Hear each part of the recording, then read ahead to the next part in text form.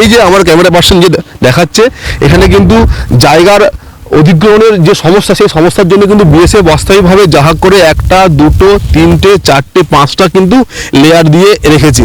এই কাঁটাতার কখনোই কিন্তু অনুপ্রবেশকারীদের কিন্তু আটকানো সম্ভব নয় এই কাঁটাতার দেওয়ার ফলে।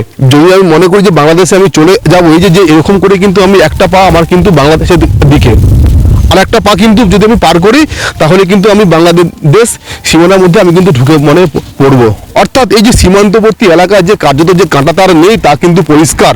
কেন নেই না, সীমান্তবর্তী এলাকায় কাঁটাতার লাগানোর জন্য যে জমির প্রয়োজন, যে রাজ্যের যে জমির প্রয়োজন, সেই জমির জন্য কিন্তু ইতিমধ্যে রাজ্য সরকারকে কেন্দ্র সরকার টাকা দিয়েছে।